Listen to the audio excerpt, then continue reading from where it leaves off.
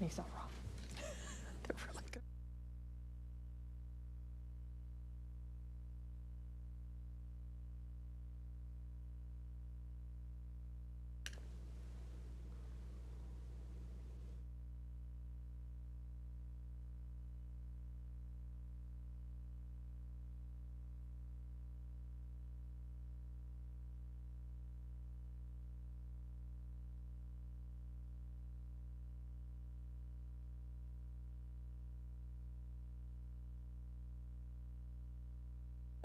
Meeting is called to order. Please stand for the pledge.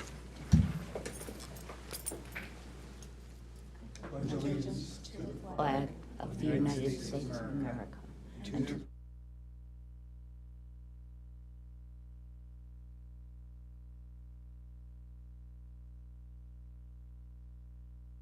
Welcome, everyone, to the August regular meeting of the Community High School District 94 Board of Education. Mission statement, please. Community High School strives to promote and provide growth experiences in learning, leadership, and living. Thank you, Rich. Why don't we stand for that? We get to stand for the pledge and stand for the mission. Good. Something we could think about. It's a good idea. Exercise. All right. gonna do jumping jacks then? Good. Should we we then can't. stand for the board agreements? Okay. All right, board agreements, please. Sure. Speaking with one voice.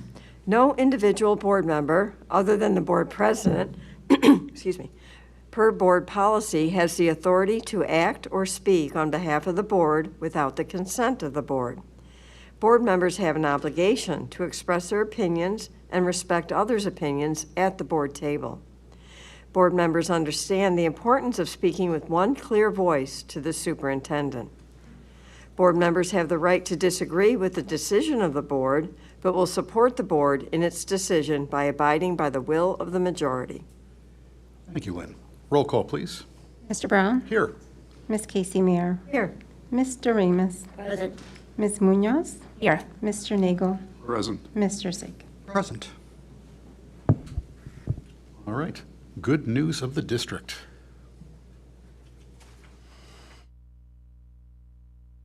The Personal Finance Challenge is a prestigious state and national competition where students demonstrate advanced knowledge and application of personal finance concepts and their skills. The competition begins at the regional level in the spring with teams taking an online test. The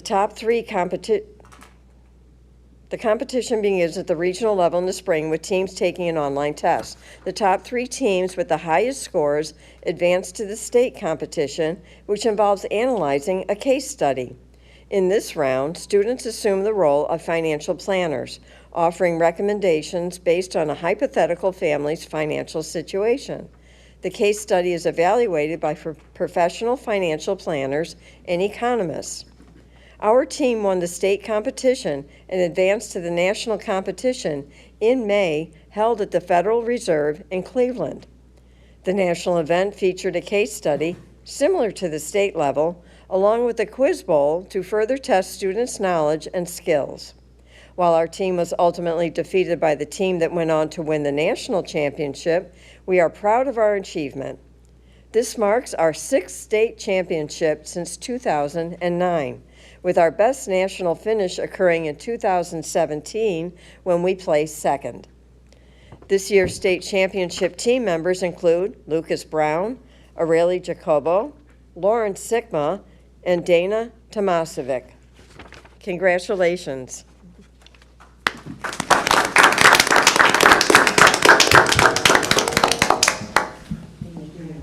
I just want to briefly note that Ms. Fickus is here to accept the award, as all of the students you named graduated and are now off, probably studying finance. Probably studying finance and doing well. I'm sure you're doing very well. Yes. Thank you very much. Appreciate Yes. Thank you. Congratulations. It's truly an honor. Thank you.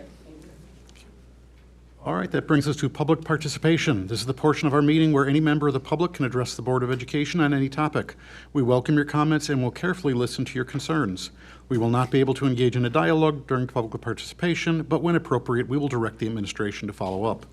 Presentations are limited to no more than 5 minutes per person, with a total time limit of 30 minutes for public participation. If you wish to make personal charges or complaints against individual employees, volunteers, or students of the district, we request that you send your board your concerns in writing rather than stating those concerns during public comment. If anyone currently present wishes to make public comment and hasn't already done so, please fill out one of the comment forms in the back of the room and hand it to someone seated at the table. At this point, we have received no physical comment cards and no electronic comments. So moving forward, that brings us to reports and information. Director of Business Services report, Dan. Thank you. As usual for the August board meeting, you will find the contract approvals in the consent agenda.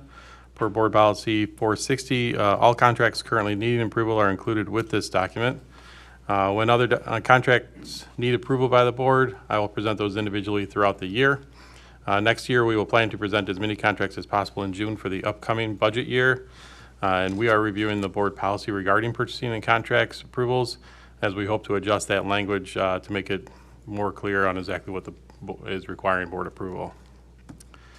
We are reviewing the current financial documents provided to the board each month and hope to streamline these reports and utilize Skyward for the production of these reports. We do not intend to change any of the information provided in these documents, just the presentation of that information. As reports are adjusted or replaced, we'll advise the board. For instance, the revenue expenditure report for this month was reorganized just a little bit. We just reorganized the flow of the account numbers in the report. Again, it was a minor adjustment on that report, but it was much easier for the business office to complete. Construction update. Everything is complete inside the building, minus a few punch list items that they're still working through. The parking lots are also ready for use. The overhead lights have been installed.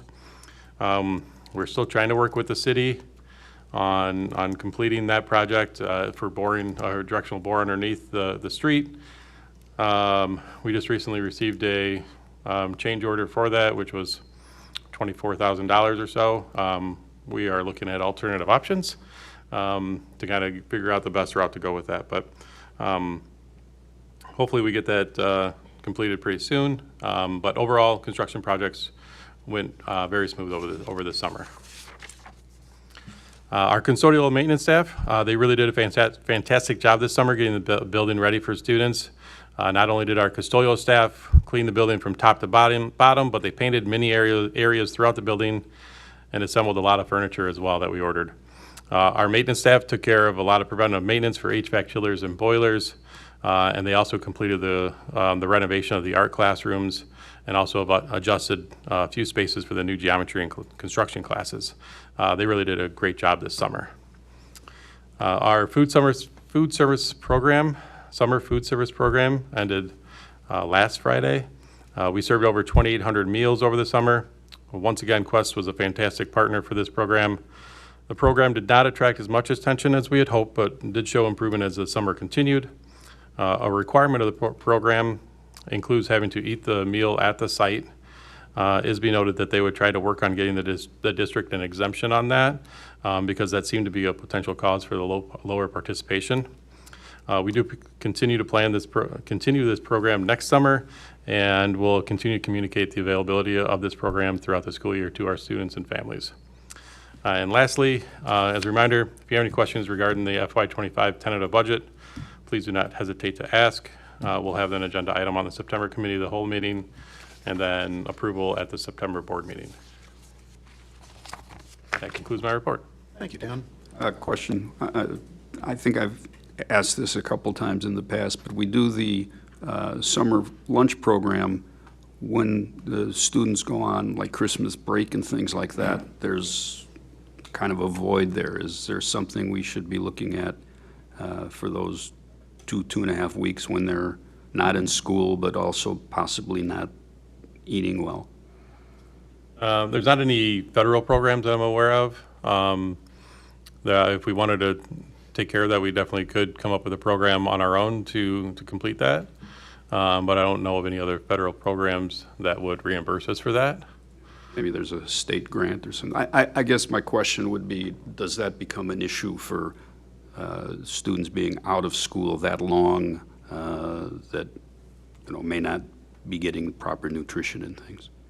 I do know through our Student Services Department, when we identify families that may qualify for Bikini-Vento services or other needs, we do a good job of either equipping them or directing them to resources in those larger windows of time in a very discreet, targeted way. To do it in a larger way, certainly to Mr. Oberg's point, we would have to think about federal or state grants and might be able to fill that in. Okay. Right, a Director of Human Services report, Julie. Right. New faculty orientation was a huge success this year. We welcomed 23 new teachers and school counselors for 3 days of programming from August 6th through 8th. The sessions were primarily aimed to prepare our newest faculty to meet students' instructional, social, emotional, and cultural needs while helping them acclimate to a new workplace. One of the highlights of the week was a community bus tour where they had an opportunity to learn about the West Chicago community and see where our students live, followed by the annual luncheon hosted by the West Chicago Rotary Club at Cantini, where our new faculty were warmly welcomed by community leaders. Next, I have been invited to join the EBC Trend Committee, and their focus is the overall well-being components of the Educational Benefit Cooperative. The committee's role is to review programs and make recommendations to strengthen offerings to the executive committee impacting the 128-plus EBC member districts. It's an honor for our district to be recognized for our strong wellness programming. Through this committee, I also learned that District 94 is one of just 23 school districts that are on track to earn a Devoted to Wellness Award if we again reach Tier 3 of the EBC Wellbeing Incentive Program for a third year in a row this spring, and we are on track to be able to do that again. Switching over to Title IX regulations, on July 24th, I attended an Administrator Academy on the Title IX amended regulations that went into effect on August 1st. This meets the district's obligation for Title IX coordinator, investigator, and decision-maker training. I'm working with other stakeholders to ensure we are fully in compliance with the amended regulations, including all staff training that is currently underway. Board members should be prepared to see related updates reflected in the next issue of draft press policies. Next, we have moved to a new vendor for mandated trainings called Ed Leaders Network, or ELN. ELN is grant funded through ISB, free of charge to Illinois school districts, and provides the most up-to-date training modules tied to individual educators' training cycles. This was an ideal time for us to move to ELN, as ISB just released the final mandated school training guidance last week, reflecting legislative changes around the consolidation and the addition of required trainings, as well as several trainings moving to a 5-year cycle. And lastly, please mark your calendar for dessert with the board with our new staff members next month on Tuesday, September 17th, before the board meeting at 6:30 p.m. And that concludes my report. Thank you, Julie. Principal's report. Will. I'd like to first discuss the opening of school. Last Wednesday, the 14th, we welcomed back our Wildcat student body for the first day of school. The day was a great success as we also conducted our annual freshman orientation known as We Go In With Pride. This event's a great way for ninth graders to orient themselves to high school. We will also be welcoming all parents on Thursday, August 22nd for our annual open house from 7 to 8:30. Additionally, the day after, Friday the 23rd, we have our annual Blue and White Night to celebrate the beginning of the fall athletic season. I want to echo Mr. Oberg's words and thank our custodial maintenance staff for their tireless efforts to make the building really sparkle for the return of kids this year. Our campus is so visually appealing, and it takes a lot of work not only to make it look that way, but to maintain it, and their hard work is definitely noticed and appreciated. I also wanted to update the board on the student board representatives. For this school year, we will be reformatting our student board representative structure. Beginning this week, we'll be disseminating and accepting applications from juniors and seniors to serve as student representatives at regular Board of Education meetings. We plan to conduct interviews and make final selections of one senior and one junior and have them in place for the regular board meeting on September 17th, 2024. In the world of activities, on Friday and Saturday this past week, WeGo Drama presented the play A Trip to the Moon. The student-directed production was well attended, and it really represented a tremendous amount of work on the behalf of our students and the WeGo Drama program over the summer to be ready to present such a full, well-rounded production the first week of school. In athletics, again, I want to mention the blue and white kickoff on Friday, August 23rd. This event highlights our fall athletes as they prepare to start their competitions. For the first time this year, the IHSA is allowing week 0 scrimmages in football. That means that we will be hosting Romeoville High School on that night as we prepare for our first home football game the following week. Additionally, all other fall teams will be conducting scrimmages and/or being recognized at Memorial Stadium. I learned today that our cross-country teams will actually be doing a time trial around the track while the soccer team is playing. So it is a very quick way to watch a lot of festivities. So I'll be looking back and forth quickly at all of that. Festivities kick off at 4 p.m. With the football scrimmage at 6, and it should all wrap up by 8 o'clock. For our teaching and learning report, on Tuesday the 13th, a full staff workshop was conducted on the opportunities to continue to refine our late start time on Mondays. This workshop was led by our Assistant Principal of Teaching and Learning, Mrs. Howard, as well as several staff members. This was a very important step in the process of examining our practices on each of our course teams and developing protocols for examining data and determining what is best for students as we maximize that late start time on Mondays. This work continued yesterday as well when we had our first late start of the new school year. We are also excited to have started our geometry and construction course this past week. As the board is aware, this course is foundational to our work of providing students with college and career readiness and opening new pathways to students to learn in new and exciting ways. And we look forward to updating the board on this course in the coming weeks. We also have 2 exciting events from our journalism program. This week, right now, our journalism sponsor, Ms. Fireman, is escorting 2 students to the Democratic National Convention to cover the event as they were invited high school journalists, one of only 40 programs who are invited across the country. It really is an honor for our school and the journalism program. And additionally, as you will see on the agenda, we will be seeking approval tonight for the program to attend the national conference this November in Philadelphia. If you have any questions, please let me know, and that concludes my report. Well, I have a quick question about the student board representatives.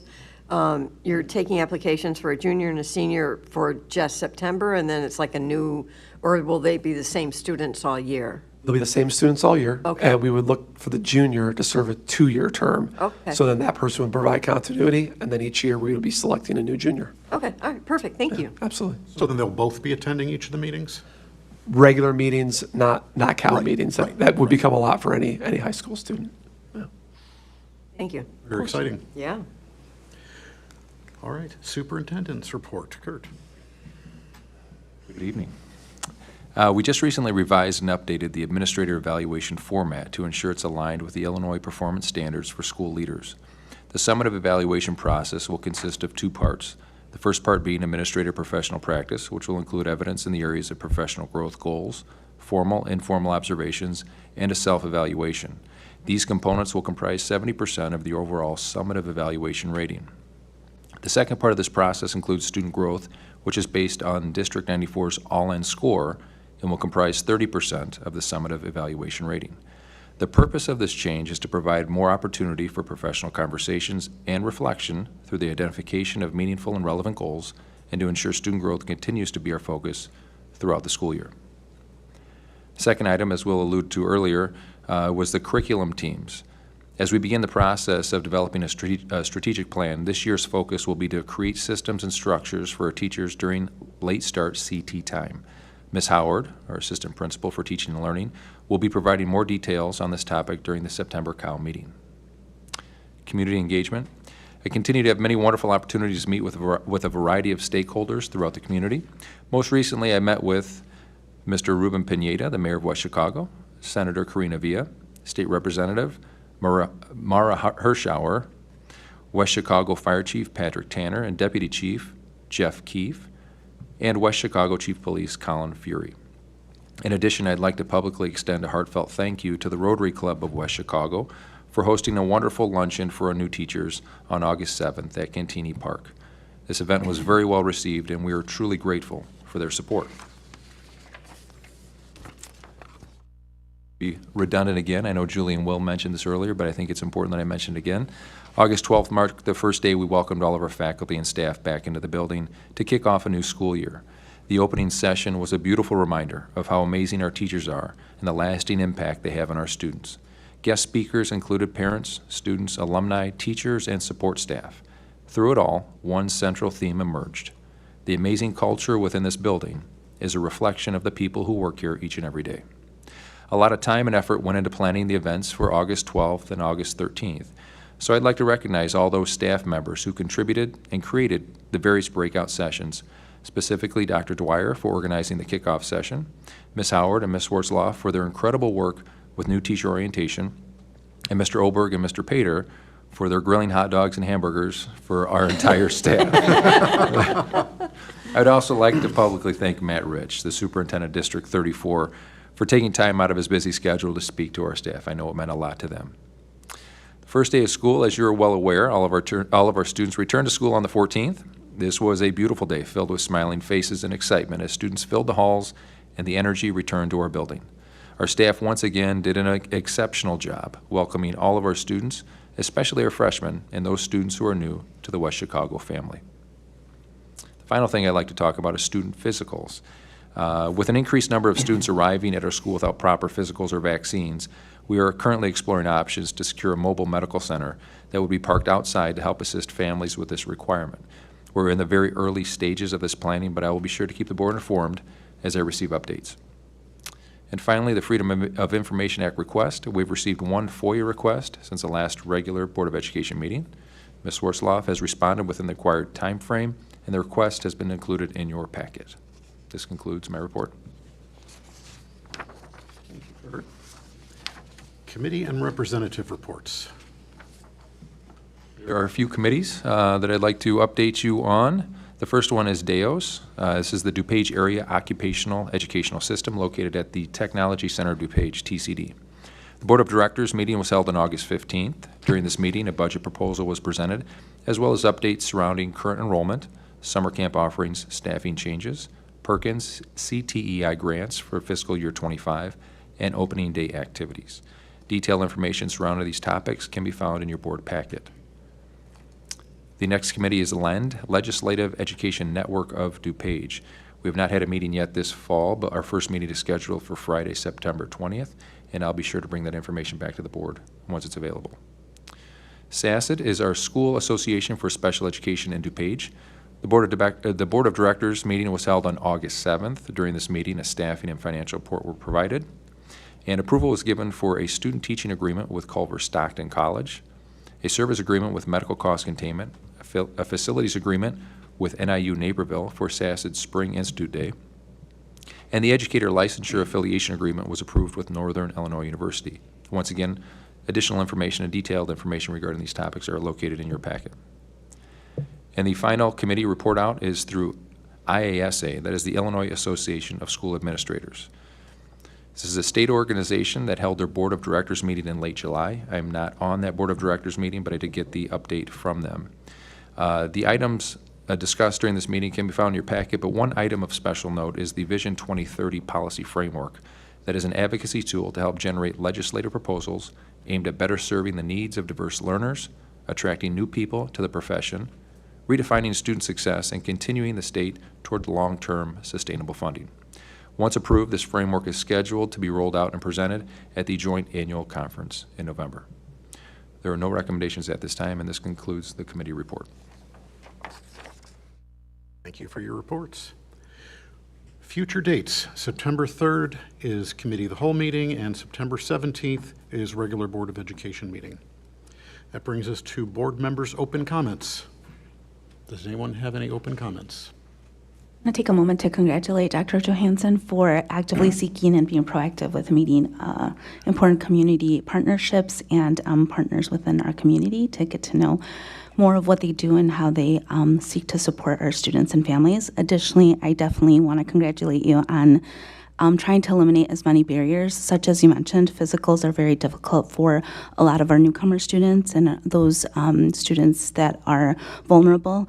So definitely I do know firsthand how effective these mobile units are and can be for students and families. Thanks.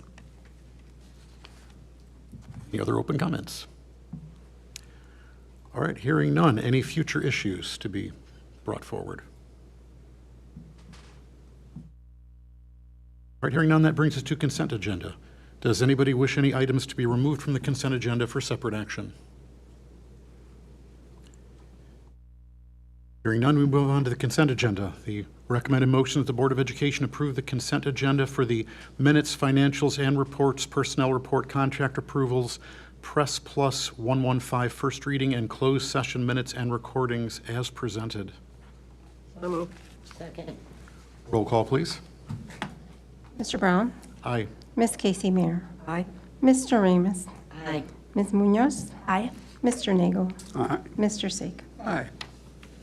Motion carries. There being no old business, that brings us to new business. Summer construction change orders. The recommended motion is that the Board of Education approve the change orders for Midwest Services to complete the plaster assessment repairs as presented in the amount of $15,840, making the overall contract with Midwest Services to $758,270. So moved. Second. Any discussion? Roll call, please. Ms. Casey Mayer? Aye. Mr. Ramos? Aye. Ms. Munoz? Aye. Mr. Nagel? Aye. Mr. Sake? Aye. Mr. Brown? Aye. Motion carries. Heart rate monitors. The recommended motion is the Board of Education approve the purchase of 140 heart rate monitors, 5 charging and storage cases, 3 classroom system readers, and the accompanying software in the amount of $23,401.70 from Interactive Health Technologies of Austin, Texas. Second. Discussion. Roll call, please. Mr. Ramos? Aye. Ms. Munoz? Aye. Mr. Nagel? Aye. Mr. Sake? Aye. Mr. Brown? Aye. Ms. Casey Mayer? Aye. Motion carries. National High School Journalism Convention Field Trip, November 6 to 10, 2024. The recommended motion is that the Board of Education approve the requested trip to the NHSJC in Philadelphia, Pennsylvania from November 6th through the 10th, 2024 for the journalism program. So moved. Second. Any discussion? Roll call, please. Ms. Munoz? Aye. Mr. Nagel? Aye. Mr. Sake? Aye. Mr. Brown? Ms. Casey Mayer? Aye. Mr. Ramos? Aye. Board of Education Governance Workshop. The recommended motion is that the Board of Education approve a board governance review after the regular Board of Education meeting on September 17, 2024. This workshop will take place during a closed session and will be facilitated by the IASB, Illinois Association of School Boards Representative Arlana Bedard. So moved. Second. Any discussion? It seems like we're getting ambitious in the number of topics that we're planning on dealing with in 2 hours. I think in 2 hours we'll barely get through the first couple of things. So I'm concerned that we're kind of stretching with the commitment to be done by a certain time. There's a lot to discuss, and I think it's important that we go deep. So if that means we have to plan another session for an hour or 2 hours down the road, I think that would be good. That on professional development as a group, I think, is important. So I would not worry about covering all of them in one session. And if we get stuck on one and we make progress, great. And we come back to the table and say, hey, let's do another one in January or February, or let's do another one in March or April. I think we all should be open to that too, provided that we have that time constraint in there. So we'll have the hard stop at 10, and just wherever we stop, if there's more, then we'll schedule to pick it up. I guess it seems to me make more sense to just trim that down and focus on a particular topic, decide, rather than just start in, find out that we're not getting very far and have to recover and redo. I guess I would open to the board to have a discussion of what are the first 1 or 2 topics to focus on, rather than hoping that we'll get through all of it and finding out that we don't get through much of it. Can I ask a question, Rich? Are you talking because it says 30 questions? Is that what you mean? No, I'm talking confused. we're talking about 3 or 4 things on the agenda for that first night. Was it the intent of that questionnaire that was being sent to the board to help fine-tune what the priority of those topics are? Is that what that questionnaire is about? That was one of them. I think and not having gone through any sort of self-evaluation with the board. I believe those questions will help guide us towards some of the other topics that the board has identified at the previous meeting that they wanted to talk about. It would definitely, I definitely agree that based on what the priorities are, we want to try to fit things within that window. You don't want to start a conversation on a topic and then have to hold off on it. So definitely need to try to do some analysis, what makes sense to fit within the window that we have.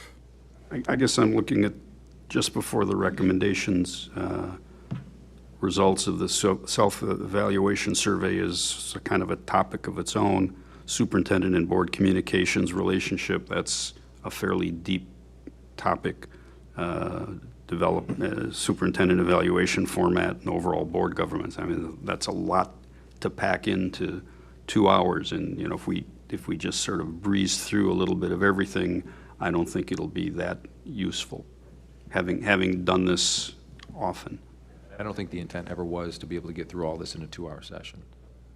I don't think that was ever the intent.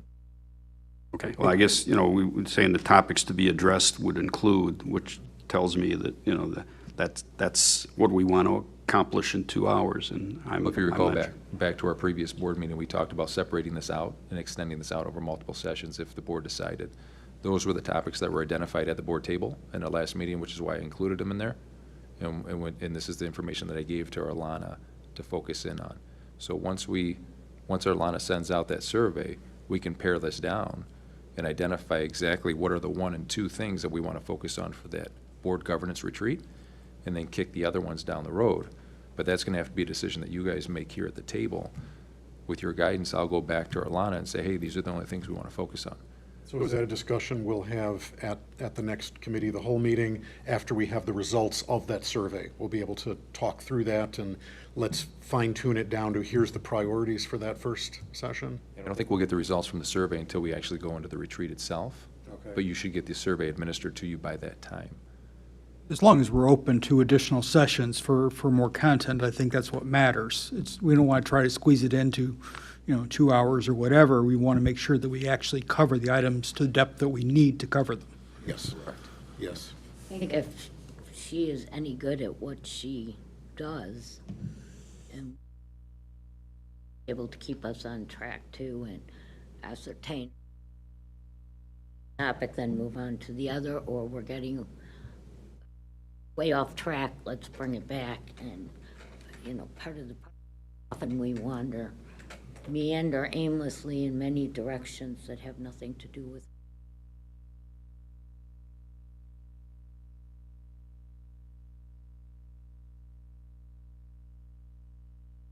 At 10 o'clock will come and we go home. The advantage of having a hard stop. Any further discussion? Roll call, please. Mr. Niegel, Aye. Mr. Sake, Aye. Mr. Brown, Aye. Ms. Casey Meir, Aye. Mr. Remus, Aye. Ms. Munoz. Aye. Motion carries. I guess I just want to make sure that our facilitator understands that we aren't expecting to get through all of that, so she can plan accordingly and prioritize. I think the board definitely feels quality over quantity. Strategic planning. Recommended motion that the Board of Education approve Soldwedel Consulting LLC to assist in the facilitation of the strategic planning process for Community High School District 94 as presented. So move. Second. Any discussion? Roll call, please.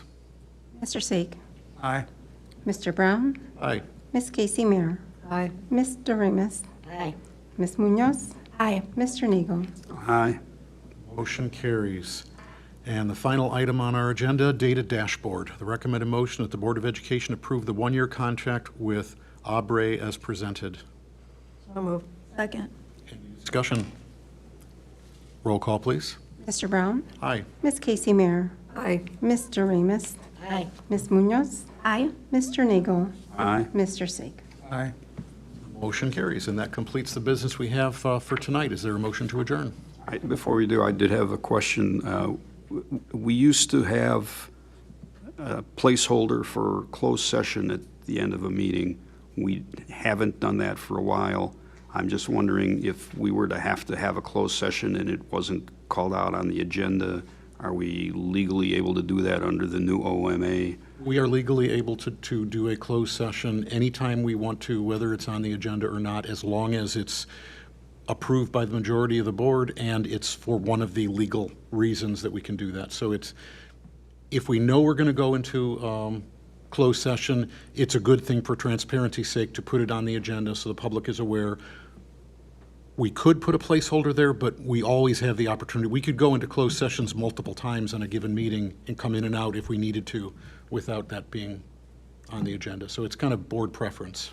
Okay, I guess based on the fact that we're under scrutiny for a number of things, it might not be a bad idea just to have a placeholder so that, nobody can come back and say, well, you're, sneaking into things.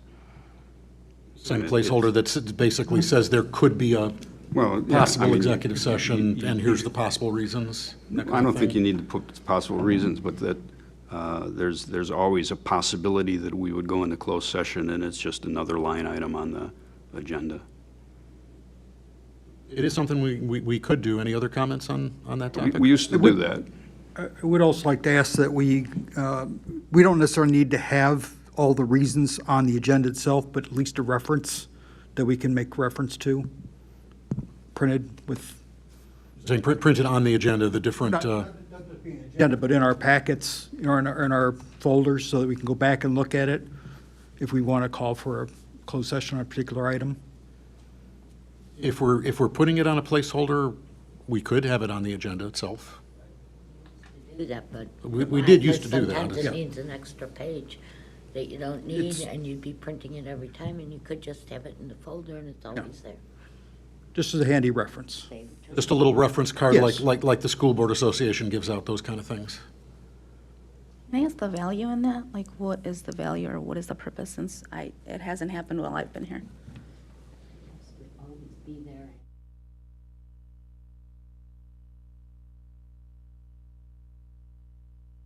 And you have the wording proper. Don't we have that? We used to have it. We always used to have, yes, until. I know the School Board Association has little cards that they usually give out at a lot of the sessions that have the different reasons for closed session. We could make sure that everybody has one of those in your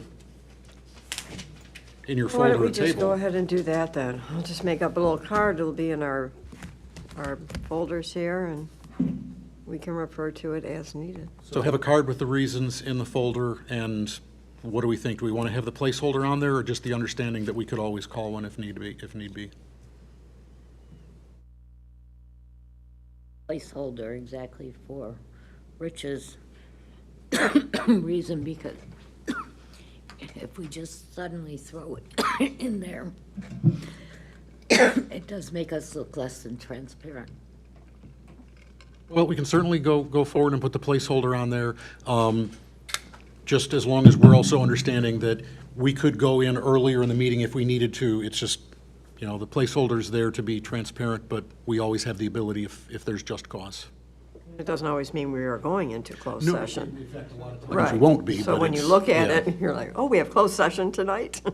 But that's not necessarily So we'll just the get to that case. point of the meeting, and I'll do like what I used to do, where I'll say there's no closed session tonight, and then we'll go into adjournment. Good then? All right. At this point, is there a motion to adjourn? Moved. Second. All those in favor? Aye. Any opposed? All right, good meeting tonight. Thank you. Thank you.